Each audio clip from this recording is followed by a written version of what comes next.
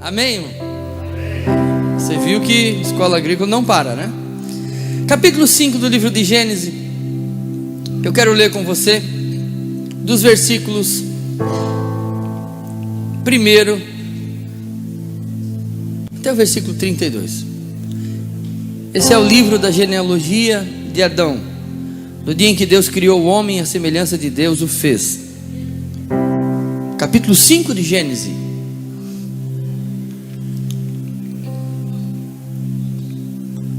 Esse é o livro da genealogia de Adão. No dia em que Deus criou o homem, à semelhança de Deus o fez. Homem e mulher os criou e os abençoou e lhe chamou pelo nome de Adão no dia em que foram criados. Viveu Adão 130 anos e gerou um filho, à sua semelhança, conforme a sua imagem, e lhe chamou Sete. Depois que gerou Sete, viveu Adão 800 anos e teve filhos e filhas. Os dias todos da vida de Adão foram 930 anos e morreu. Sete viveu 105 anos e gerou Enos. Depois que gerou a Enos, viveu 807 anos e teve filhos e filhas. Todos os dias de Sete foram 912 anos e morreu. Enos viveu 90 anos e gerou a Cainã. Depois que gerou a Cainã, viveu Enos 815 anos e teve filhos e filhas. Todos os dias de Enos foram 905 anos e morreu. Cainã viveu 70 anos e gerou a Maalalel. Depois que gerou Maalalel, viveu Cainã 840 anos e teve filhos e filhas. Todos os dias de Cainã foram 910 anos e morreu. Maalalel viveu 65 anos e gerou Jared. Depois que gerou Jared, viveu Maalalel 830 anos e teve filhos e filhas. Todos os dias de Maalalel foram 895 anos e morreu. Jared viveu 162 anos e gerou Enoque. Depois que gerou Enoque, viveu Jared 800 anos e teve filhos e filhas. Todos os dias de Jared foram 962 anos e morreu. Enoque viveu 65 anos e gerou Metusalém ou Matusalém. Andou Enoque com Deus, e depois que gerou Matusalém, viveu 300 anos e teve filhos e filhas. Todos os dias de Enoque foram 365 anos. Andou Enoque com Deus, e já não era, porque Deus o tomou para si. Matusalém viveu 187 anos e gerou Lameque. Depois que gerou Lameque, viveu Matusalém 782 anos e teve filhos e filhas. Todos os dias de Matusalém foram 969 anos e morreu. Lameque viveu 182 anos e gerou um filho. Pôs-lhe o nome de Noé, dizendo: esse nos consolará do nosso trabalho e das fadigas das nossas mãos nessa terra que o Senhor amaldiçoou. Depois que gerou a Noé, viveu Lameque 595 anos e teve filhos e filhas. Todos os dias de Lameque foram 777 anos e morreu. Era Noé da idade de 500 anos e gerou Sem, Cã e Jafé. Se assente, por favor.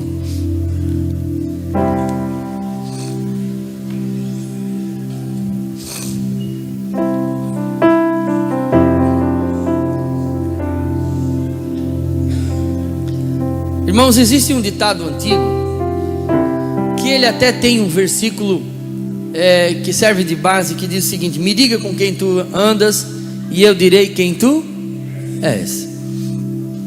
Esse ditado tem muito a ver com o versículo que diz: as más conversações corrompem os bons costumes. Um especialista já disse que nós somos a soma, o resultado das 5 pessoas que nós mais admiramos. Então você é o resultado das 5 pessoas que você mais frequenta, que você mais conversa, que você mais tem contato. Em 1 Coríntios 15:33 fala desse verso que eu citei aqui, que as más conversações corrompem o bom costume. Mas hoje eu gostaria de conversar de um homem que ele andou com Deus. O capítulo 5, quando nós lemos, e eu fiz questão de ler todos os versos, ele é enfadonho quando você começa a olhar que o fulano nasceu, gerou filhos e filhas e morreu. Nasceu, gerou filhos e filhas e depois morreu.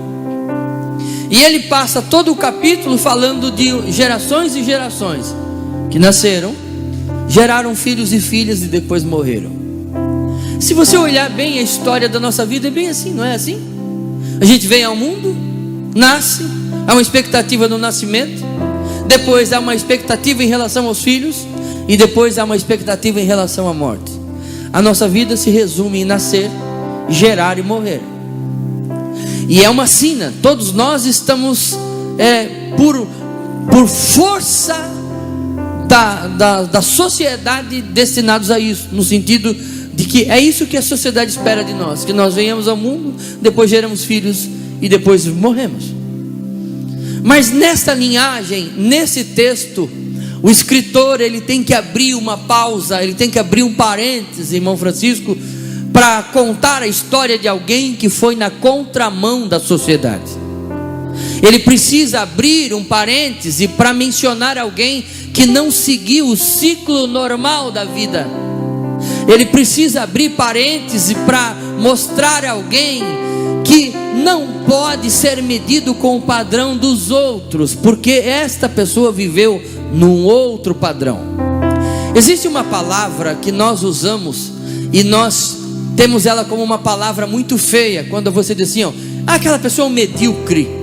A pessoa se ofende, porque está falando um palavrão. Mas ser medíocre não é um palavrão. Ser medíocre, a gente até foi, principalmente na escola, né?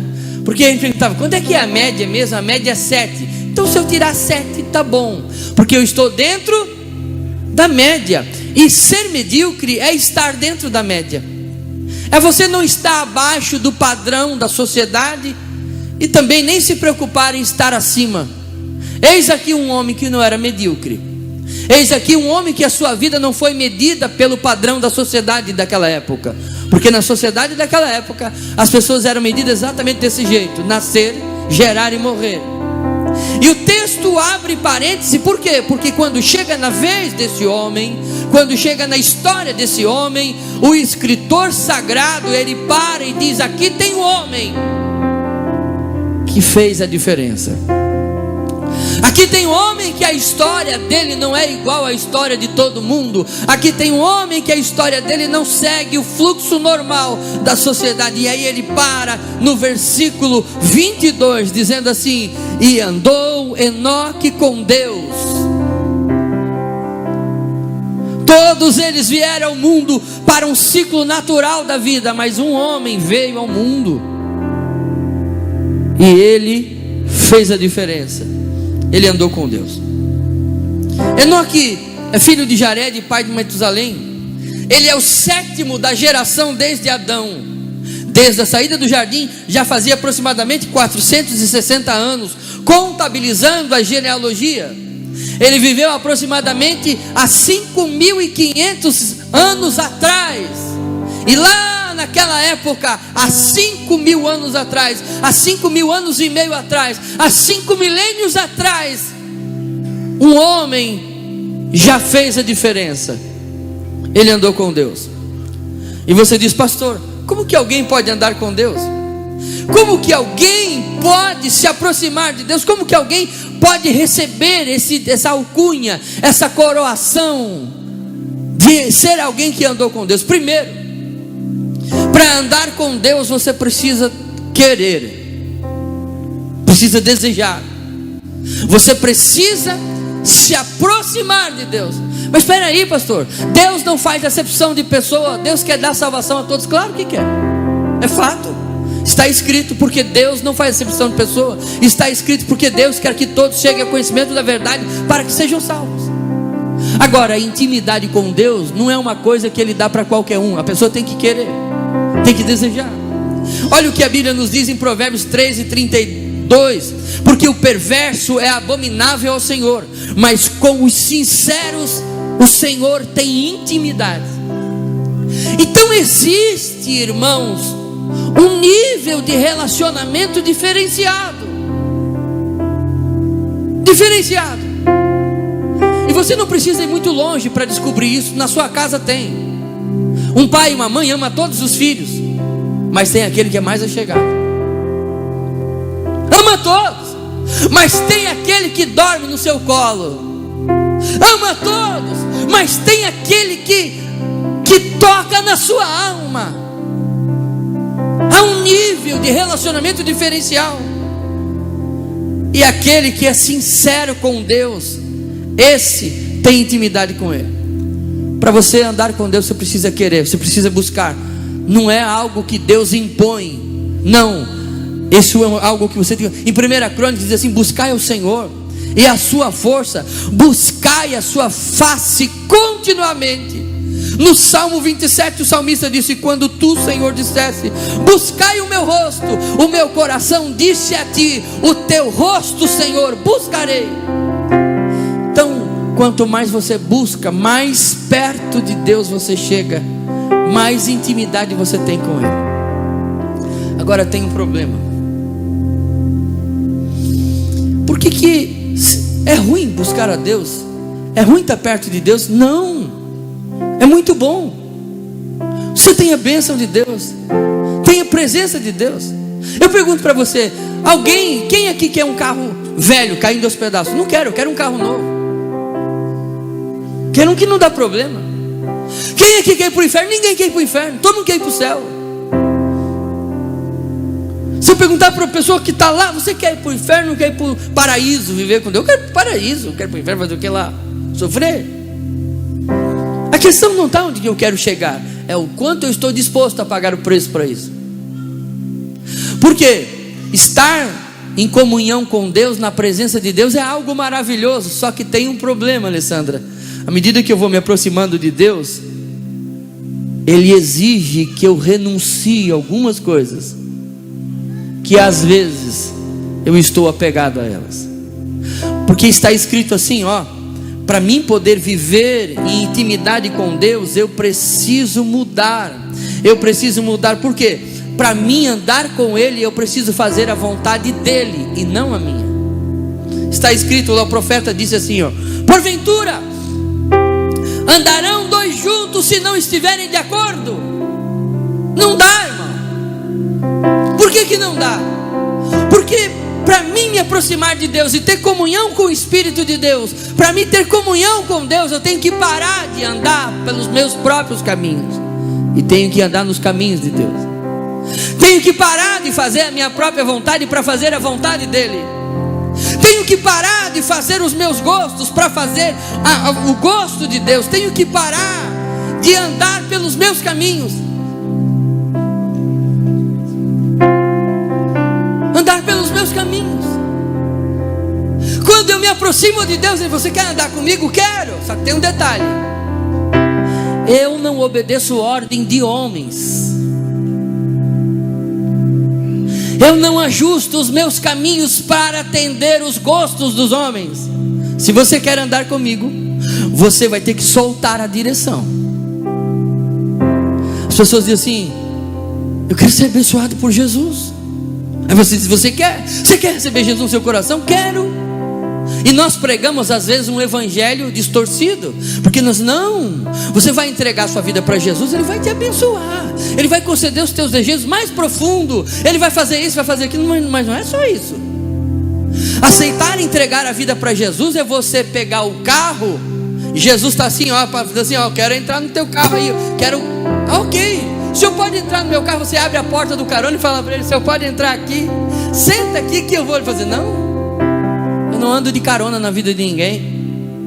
Se você quer que eu controle a sua vida, você tem que sair daí do banco do motorista e você sentar na carona. Sou eu que vou dirigir. Daí a pessoa dizia: daí não, o senhor vai dirigir? Não, quem dirige a minha vida sou eu. E Jesus diz: só que se você quer andar comigo, você tem que passar a direção da sua vida para mim. Eu vou dirigir a sua vida. Pastor, eu sou assim e não mudo. Mas com Jesus você tem que mudar, porque você tem que viver a vida conforme Ele quer, não conforme você quer. Para fazer a vontade de Deus, irmãos, para mim andar com Ele, eu preciso me submeter à sua vontade. Pastor, por que eu não sinto Deus? Por que eu estou tão vazio? Por que eu estou tão frio? Por que eu não sou abençoado? Por que eu vou na igreja e não sinto nada? Eu pergunto para você: será que não foi porque a sua vontade e a vontade de Deus se conflitaram e o Senhor falou: larga, você disse: não largo. Deixa, você disse: não deixo. Muda, você disse: eu não mudo. Então quando você tiver decidido a mudar, você volta aqui e aí nós conversamos.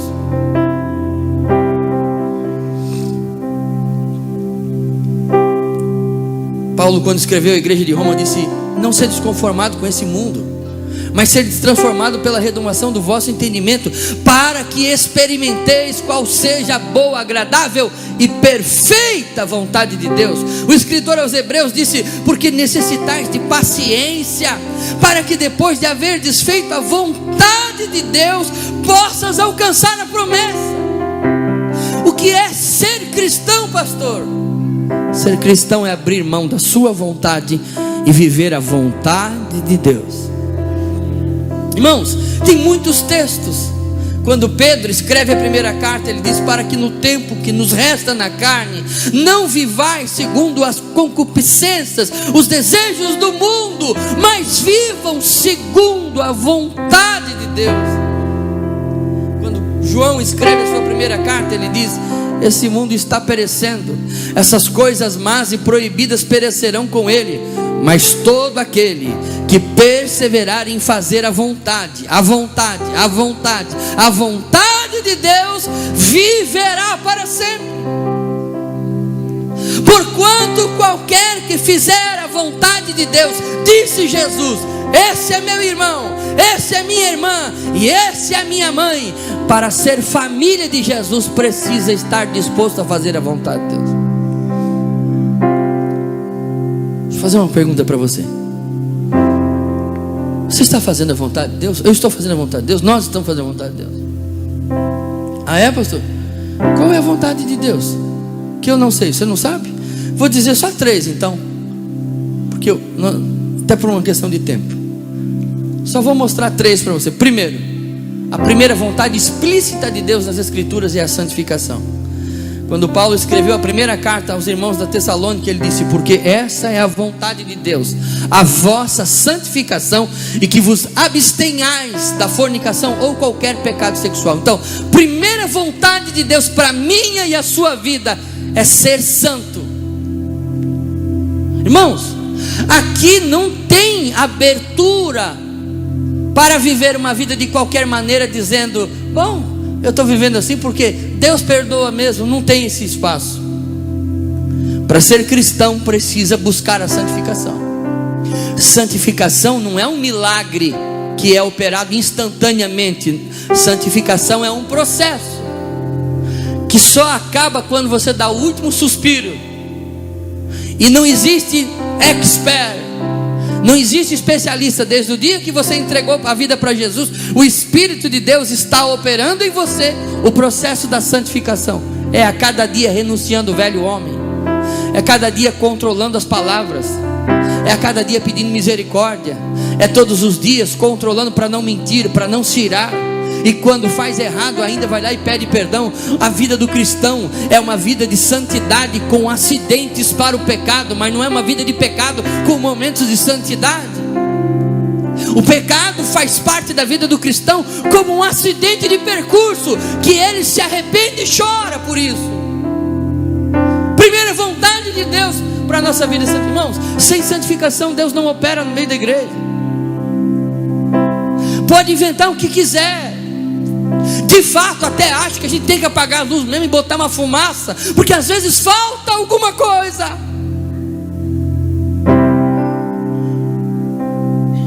Falta santificação. Não adianta alguém viver a semana inteira falando tudo que vem na cabeça e querer chegar aqui e sentir a unção do Espírito Santo, ser cheio. Deus quer encher. Mas você precisa entender, eu preciso entender que eu preciso ter compromisso com Ele na segunda-feira de manhã já.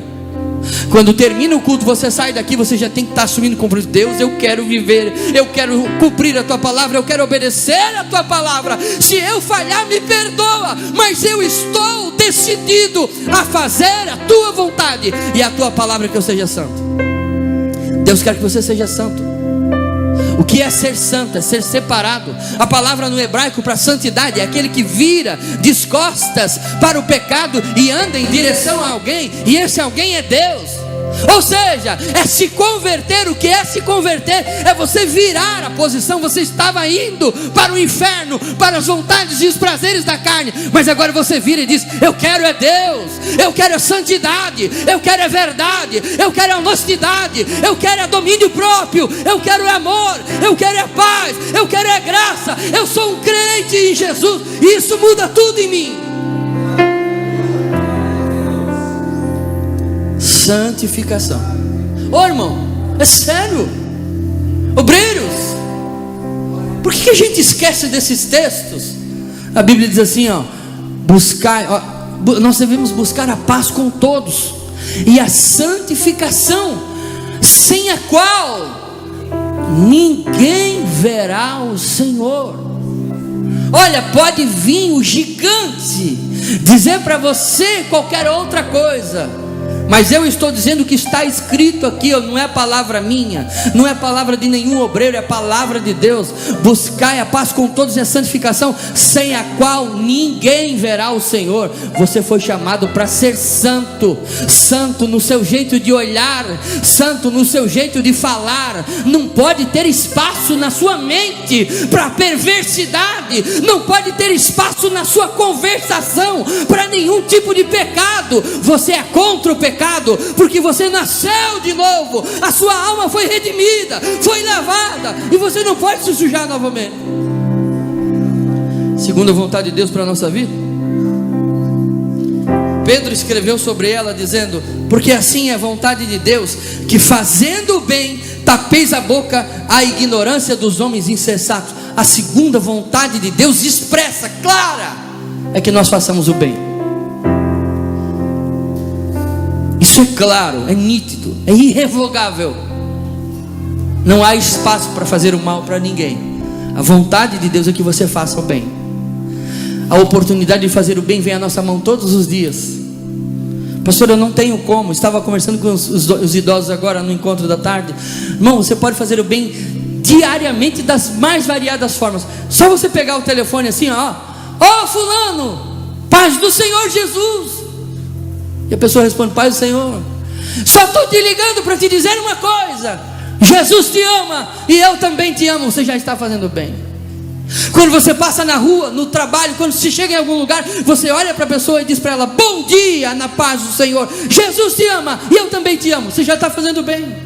Quando você olha para uma criança e você profetiza sobre a vida dela, você abraça ela. Quando você visita alguém, quando você dá comida para alguém, quando você ora por alguém, quando você suporta alguém, quando você ouve alguém e está fazendo isso para a glória de Deus, você está fazendo bem. A gente divide a sociedade em 3 grupos: aqueles que fazem o mal para os outros, aqueles que fazem o bem e aqueles que não fazem nem bem nem mal para ninguém. Mas isso não é bíblico, porque na Bíblia só tem 2 grupos: aqueles que fazem o bem e o restante que não fazem. Nas Escrituras não tem 3 classificações. Nas Escrituras está quem faz o bem e quem não faz. O que é a luz? O que é as trevas? A ausência da luz. O que é o frio? A ausência do calor. O que é o mal? É a ausência do bem. Ou você faz o bem, ou já está fazendo mal. Pastor, se eu passar e ver alguém passando fome e não ajudar, eu não fiz nada de mal para ela. Fez. Uma vez que você não fez o bem para ela, já fez o mal. Se você sabe de alguém que está passando por dificuldade e você pode ajudar e não está ajudando, eu quero dizer, lamento dizer para você, você está fazendo mal para essa pessoa, porque o bem está na tua mão e você não faz. Em terceiro lugar, a vontade de Deus está na primeira carta que Paulo escreveu à igreja de Tessalônica, capítulo 5: em tudo dai graças, porque esta é a vontade de Deus em Cristo Jesus para convosco. A terceira vontade explícita de Deus é que você seja uma pessoa grata. A ingratidão é um mal terrível, irmão. Você já percebeu que as pessoas que a gente mais ajuda são aquelas que depois mais atiram pedra em nós? Você nunca teve alguém, um parente, familiar, que você foi lá e ajudou e hoje ele nem olha para você? Você não teve alguém no ministério que você ajudou, votou, ajudou, ensinou, deu oportunidade e hoje ele nem fala com você? Gratidão é terrível. Não dói na gente quando a gente ajuda alguém e a pessoa nunca valoriza, nunca reconhece? pois a vontade de Deus é que nós sejamos gratos. Primeiro a Deus. Quando você reclama, irmãos, quando você reclama que está chovendo, você está sendo ingrato, porque você não está vendo a dádiva que Deus está te dando, que é a comida. Sem água não tem comida, não tem saúde, não tem nada. A ingratidão é terrível, porque você vive em função daquilo que você não tem e esquece da grandiosidade daquilo que Deus já te deu. A ingratidão é terrível, porque você não consegue enxergar nada de bom, parece que os seus olhos estão magnetizados do mal. A ingratidão é terrível, porque a ingratidão zomba de Deus, exalta o diabo. Escute só, quando Adão e Eva, eles desobedeceram a Deus, o diabo falou assim: escuta aqui, cai fora desse reino aí. Vocês estão aí obedecendo, parece uma marionete aí, mas eu quero dizer para vocês que eu tenho um reino melhor, um reino que vocês vão poder governar. E o Adão e Eva virou as costas para o reino de Deus. E depois, através de Jesus, esse reino foi restaurado. E agora você está nesse reino através de Cristo. Só que quando você reclama, você está dizendo para o diabo: você tinha razão, Deus não é tão bom assim. Quando você reclama, você está dizendo para o diabo assim: olha, escuta aqui, Satanás, você tinha razão, Deus não é tão bom assim. Se você não tem, é porque você não precisa. Se você não tem, é porque ainda não chegou a hora. Se você não tem, é porque ainda não é o tempo de você ter. Mas saiba que acima da sua cabeça tem um Deus que sabe o que é melhor para a minha vida e para a sua vida. Seja grato. Agradeça pelo dia, agradeça pela família, agradeça pela comida. De vez em quando eu pego as crianças, a família toda, me reúno. Espera aí, todo mundo aqui, junta todo mundo aqui. Vamos orar. Senhor, nós queremos te agradecer pelos calçados, queremos te agradecer pela roupa, queremos te agradecer pela igreja, pela casa pastoral maravilhosa, queremos te agradecer pelo carro, queremos te agradecer pelos irmãos, queremos te agradecer por todos, pelos familiares, queremos te agradecer pela família. Obrigado pela saúde, obrigado pela proteção, obrigado por tudo. E você vai agradecendo e vai vendo quanta coisa você tem para agradecer. A vontade de Deus é que eu e você sejamos gratos. Jesus foi o exemplo perfeito de alguém que andou com Deus. Deixa eu dizer uma coisa para você. Desde que o Adão saiu lá do jardim, irmãos, o que era a obediência? A obediência é exatamente você andar com Deus e submeter a sua vontade. Então, para o Adão permanecer no jardim, ele precisava obedecer a Deus, fazer a vontade de Deus, não a dele, mas ele desobedeceu. Jesus chama essa obediência de jugo. Nos nossos dias, eu não tenho aqui, mas nos nossos dias essa palavra jugo virou canga. A canga, aquela madeira que as pessoas colocavam no animal. Por que botava a canga? Para andar os dois animais juntos. Porque a canga, você colocava um boi velho e um boi novo. O boi novo tinha força, mas o boi velho sabia o caminho. Então você botava a canga e botava um do lado do outro, para manter a distância exata e para fazer os dois se encaixar no caminho. Então o novo puxava para frente, e quando ele queria se desviar, o velho levava ele no caminho. A canga mantinha ele no caminho certo. O boi velho não tinha mais força, mas sabia o caminho. E a canga que Jesus está falando, esse jugo que nos está falando, é exatamente o que nos conecta a Deus, chamado de obediência.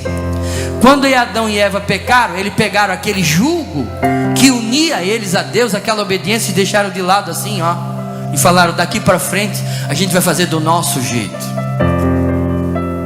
Daqui para frente a gente vai decidir o que a gente vai fazer agora. Nós não queremos mais que o Senhor fique dando palpite na nossa vida. A gente vai decidir os nossos negócios. Eles deixaram o jugo e Deus falou: tá bom, pode ir. E eles foram se quebrando cada vez mais, geração após geração, se matando, se prostituindo. Aí veio um homem, e quando a Bíblia fala desse homem, ela diz que ele andou com Deus. E quando ela diz que ele andou com Deus, ela está dizendo que ele foi lá, olhou para aquela canga empoeirada que já fazia 400 anos que a canga estava abandonada, e falou: o que é isso? Isso é um jugo, que você pode chamar também de obediência, submissão à vontade de Deus. Ah, é? Para que serve? É que assim, para você andar com Deus, você tem que botar Ele e andar parelho com Deus. Para onde Ele vai, você tem que ir. Quando Ele para, você tem que parar. Quando Ele manda andar, você tem que andar. Quando Ele manda fazer, você tem que fazer. Quando Ele te chama para acordar de madrugada, tem que acordar. Quando Ele manda te jejuar, você tem que jejuar.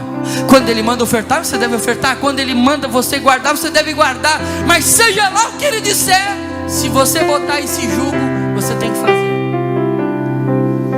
E o Enoque falou assim: olha, me interessei. Por isso pegou o jugo assim, ó. Já fazia 400 anos que ninguém usava aquele jugo. Botou assim nas costas e falou assim: Deus, se para fazer a tua vontade, se para andar contigo eu preciso me submeter, eis-me aqui, eu quero. E ele começou a andar com Deus. O senhor quer que a gente vá para onde agora? Não, fica aí. Ah, é, eu vou ficar. Deus, olha só, ele começa a viver com Deus. O senhor quer que eu vou para onde agora? O senhor quer que eu viaje? Quer? Vou viajar. O senhor quer que eu fique em casa? Vou ficar. Ele começa a viver inteiramente na dependência de Deus. O senhor quer que eu compre a casa? Eu vou comprar. O senhor quer que eu venda? Vou vender. É para trocar a bicicleta? Vou trocar. Mas eu só vou fazer aquilo que o senhor mandar. E Deus olhou para o homem e falou: gostei desse homem, vou me aproximar mais dele, porque eu encontrei alguém que está disposto a fazer a minha vontade. E o Senhor falou assim: ó, dá um espacinho nessa canga, que eu quero andar com ela junto de ti. Ela está pesada para te andar sozinho, né? Mas já que tu está submisso à minha vontade, eu vou andar do teu lado. E Deus se aproximou do lado do homem, e os dois andaram juntos. Mais de 60 anos andando juntinho, um do lado do outro, assim, ó. E quando o Senhor dizia: vamos para lá, ele dizia: tá bom, Senhor, vamos. E quando Deus e aquele homem andaram juntos, um lado ao outro, quer dizer que quando ele ia para casa, Deus estava lá na casa dele.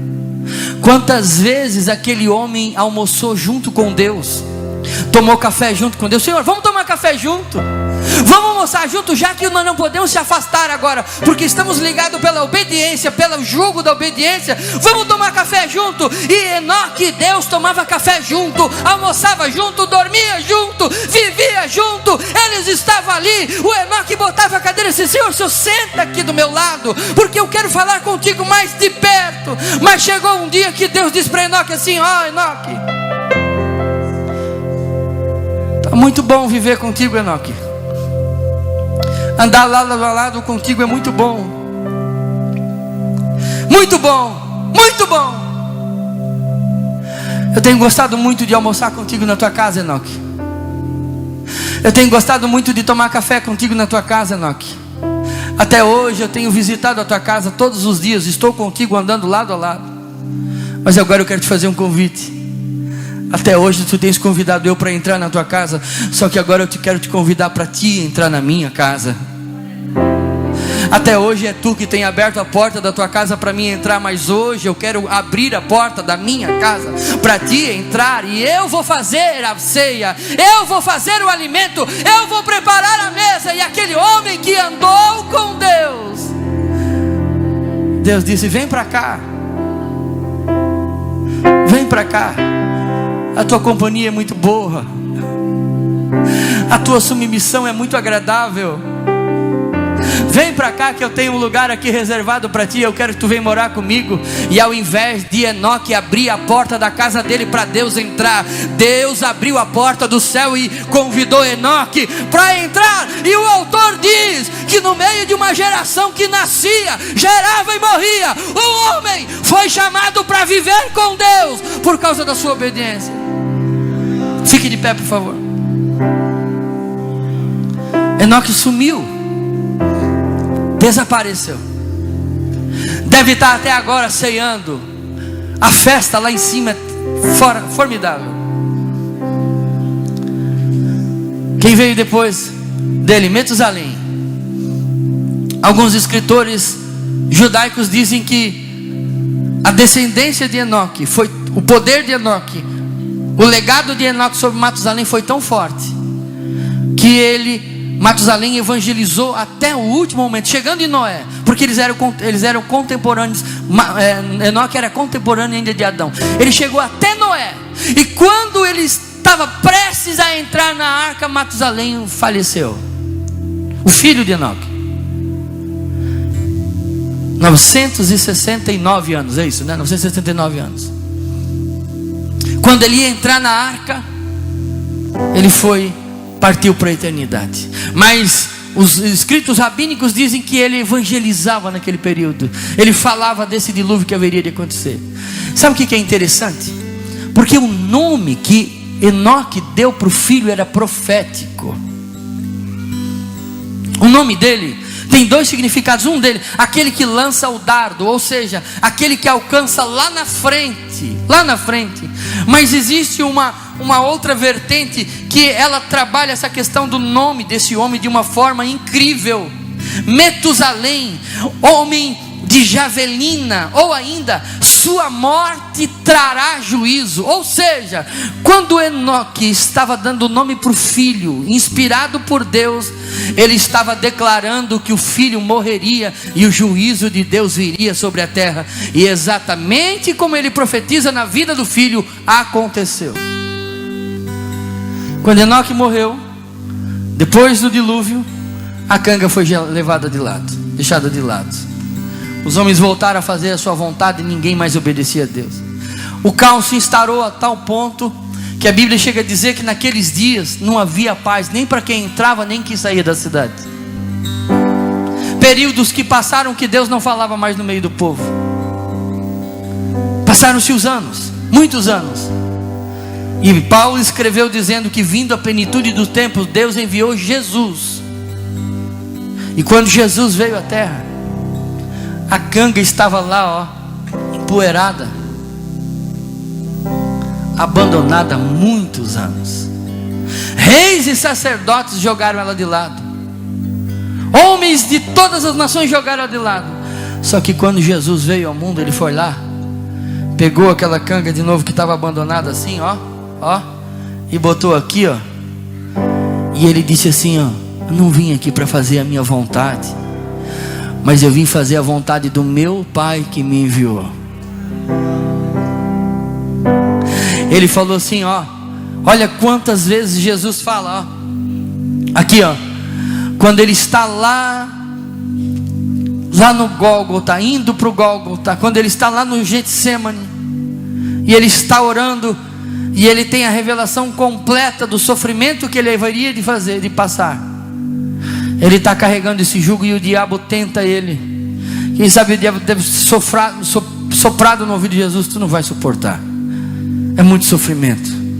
Ele poderia largar aquela canga, aquele fardo, deixar de lado e dizer, não Pai, daqui para frente eu vou fazer a minha vontade. Mas ele permanece e diz assim, Pai, se possível passa de mim esse cálice, mas não faça a minha vontade, e sim a tua vontade. Até na hora de ir para o Gólgota, Jesus levou a canga, levou o jugo, levou o fardo, levou a canga da obediência. Até na hora da morte ele foi obediente. E é por isso que quando ele bradou àquela multidão que estava lá no capítulo 11 de Mateus, ele diz assim, olha, eu vou parafrasear aqui, eu peguei o fardo, eu peguei a canga que o meu pai me deu, só que eu quero dizer para vocês que ela é muito pesada, e nenhum de vocês poderia obedecer, fazer, mas eu peguei essa canga pesada que vai me levar para a morte, e essa canga vai ser transformada numa cruz, eu vou ter que carregar ela. Só que eu vou cravar ela lá no Calvário, e ao invés de você ter que carregar a cruz e levar esta cruz tão pesada que vocês não poderiam suportar, eu vou dar um fardo mais leve. E ele disse, vinde a mim, todos estáis cansados e oprimidos, e eu vos aliviarei. Tomai sobre vós o meu jugo, a minha canga. Por quê? Porque a minha canga não é pesada. A minha canga, aquela que eu vou dar para vocês, ela é leve, e vocês com a minha graça poderão carregar. Eu quero dizer algo para você nessa noite. Eu e você só seremos felizes quando fizermos a vontade de Deus, quando nos submetermos à vontade de Deus. Você pode, se quiser, mudar a qualquer momento, vender tudo que você tem, fazer tudo que você quiser, mas pergunte antes se essa é a vontade de Deus. Porque se você fizer pelas suas próprias forças, terá os próprios resultados. Mas se você obedecer à voz de Deus, se você obedecer à ordem divina, você terá o respaldo de Deus na sua vida. E eu não quero ficar generalizando, mas eu quero orar por alguém. Eu quero pedir para o pessoal que está lá fora vir aqui para dentro também. Eu quero orar por alguém agora. Eu quero orar por todos. Eu quero pedir para você que você feche os seus olhos. Que você feche os seus olhos. E você fale com Deus agora, nesse momento. Eu estou fazendo a vontade de Deus. É isso que Deus quer de mim. É isso que Deus planejou para a minha vida. Eu estou trilhando os caminhos que Deus planejou para a minha vida. Feche os seus olhos. O que é que Deus tem colocado no seu coração? O que é que Deus tem pedido para você? O que é que Deus tem te falado, tem te chamado, tem te cobrado? Hoje eu te convido a dar um passo de fé, uma atitude, como disse nosso obreiro, uma atitude de dizer: Senhor, eu quero fazer a tua vontade. Comece a falar com Deus agora. Enquanto eu estou falando, o Espírito Santo está ministrando ao teu coração. O Espírito Santo está ministrando ao teu coração. Quem sabe Deus tem te chamado e você não tem obedecido, mas hoje você quer fazer uma aliança com Deus. E você quer dizer: Deus, hoje eu quero mudar. Eu quero fazer a tua vontade na minha vida. Quero obedecer a tua voz. Eu quero estar debaixo desse jugo da obediência. Eu quero orar com você. Quem sabe você quer quebrar essa barreira. Você quer dar um ato de fé, um passo de fé, e quer vir aqui à frente. Eu quero orar por você. É um ato simbólico, sim, mas é também profético. É você dizendo: Deus, eu quero a tua vontade sobre a minha vida. Quem sabe você era pregador, você era músico, era evangelista, você era professor, professora, você era tantas áreas da vida, você era aquele intercessor pela madrugada, você era aquele que abraçava, você era aquele que evangelizava, você é aquele que fazia pão para distribuir para o necessitado, você é aquele que fazia diferença. E com o passar do tempo as pessoas zombaram, riram, e o diabo dizia para você: isso é loucura, isso está fora de moda. Mas o Senhor está dizendo: a minha vontade nunca fica fora de moda. Eu quero orar por você. Deus está ministrando ao meu coração. Desde o começo desse culto o Senhor falou ao meu coração: no meio do meu povo há pessoas que eu estou movendo para fazer a obra. E se você quer fazer: pastor, eu sinto uma vontade muito grande de trabalhar para Jesus. Eu quero dizer para você: tome uma atitude de fé. Saia do seu lugar, venha aqui à frente. E se você não quer vir aqui à frente, não quer se expor, ou não quer nesse momento que ninguém saiba, no final do culto me procure. Eu quero orar por você. E com certeza Deus, o Deus que falou ao teu coração, já tem algo para você fazer.